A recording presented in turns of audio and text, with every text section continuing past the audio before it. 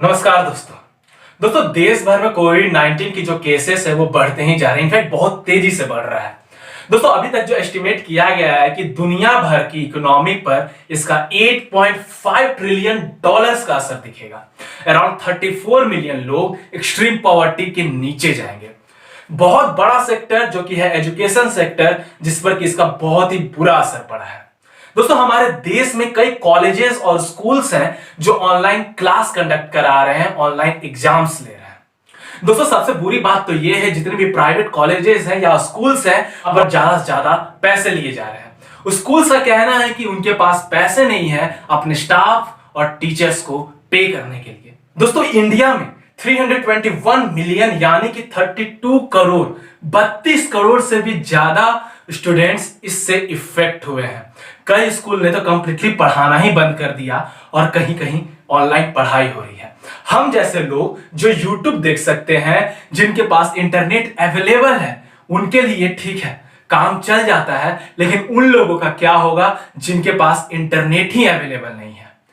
अब आप सोचेंगे कि ऐसे कितने लोग होंगे इस इंडिया में जिनके पास इंटरनेट अवेलेबल नहीं है।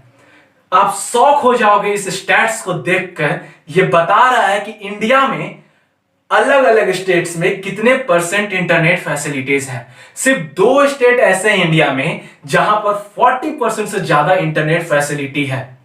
बाकी के स्टेट्स में 10 से 20% ही इंटरनेट अवेलेबल है लोगों के पास। तो ये लोग जिनके पास इंटरनेट अवेलेबल नहीं है, ये लोग ऑनलाइन क्लासेस कैसे अटेंड कर पाएंगे?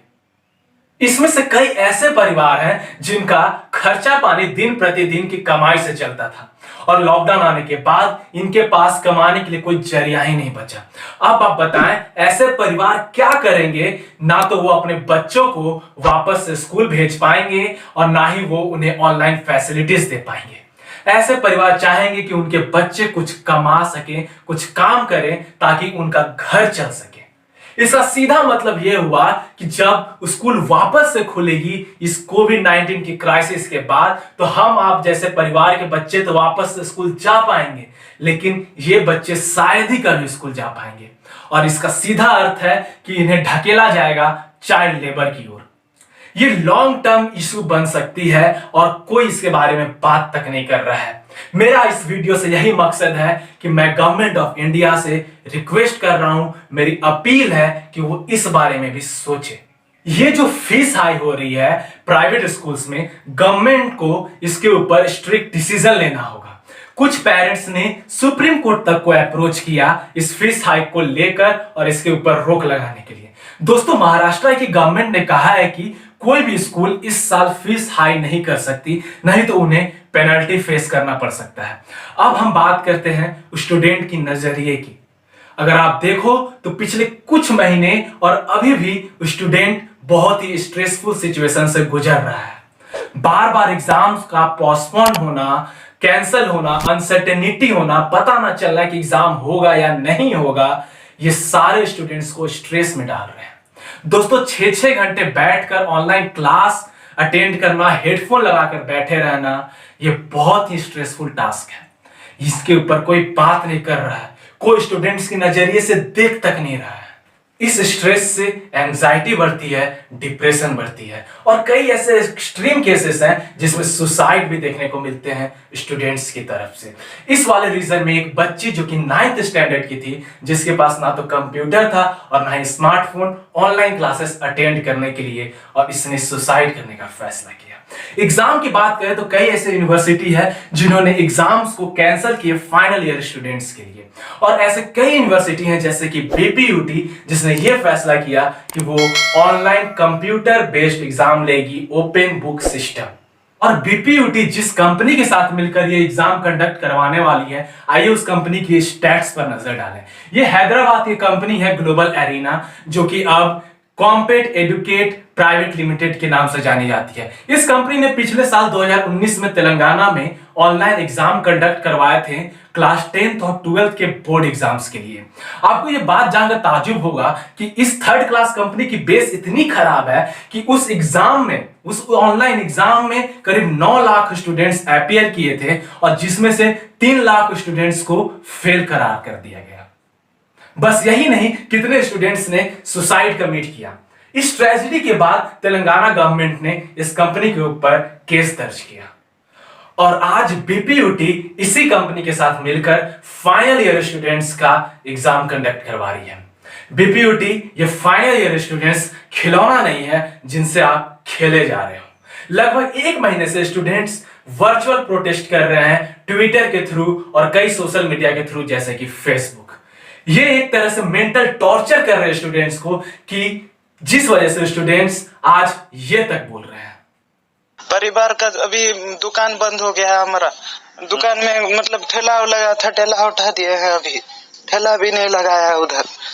अभी इस टाइम पे अगर ऐसा करेंगे तो सर मैं मतलब डायरेक्ट बोल रहा हूँ सर, सुसाइड करने पर मजबूर हो जाऊंगा सर। ये लिख के प्लीज सर अगर बता सकते हैं तो बता दीजिए कि मैं सुसाइड करने पर मजबूर हो जाऊंगा सर। अगर 13 तारीख को एग्जाम होता है तो सर देख लीजिए सर, हेडलाइन में आएगा सर।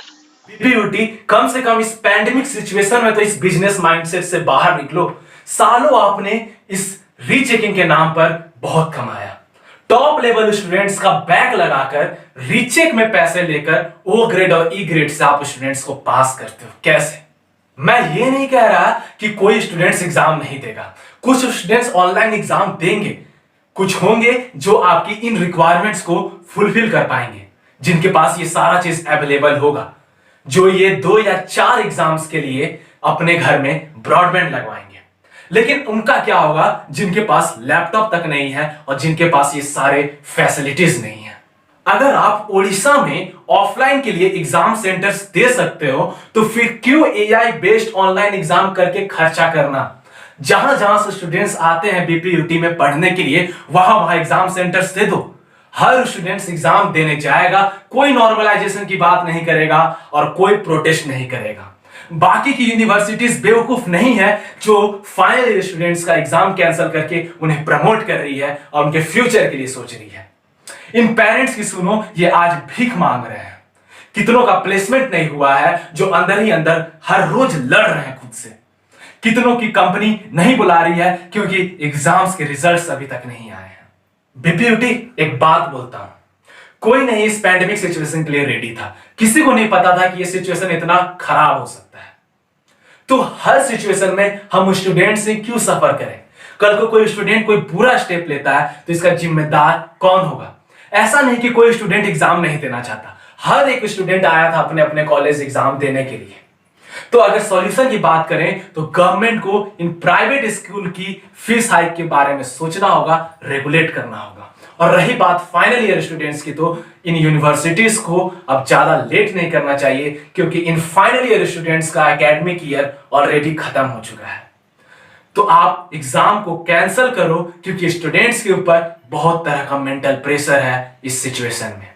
आप नॉर्मलाइजेशन के बारे में सोचो और स्टूडेंट्स को प्रमोट करो। तो दोस्तों, ये कुछ हैशटैग हैं जिन्हें आप ट्वीट कर सकते हो। इट डजंट मैटर कि आप बीपीयूटी स्टूडेंट हो या नहीं हो। इन स्टूडेंट्स की प्रोटेस्ट की आवाज को आप हायर अथॉरिटी तक पहुंचाने में मदद करें। उम्मीद करता हूं दोस्तों कि आपको ये वीडियो पसंद आया होगा और इस वीडियो को शेयर करें ताकि इस प्रोटेस्ट को हम सक्सेस दिला सकें और मुझे सपोर्ट करते रहें।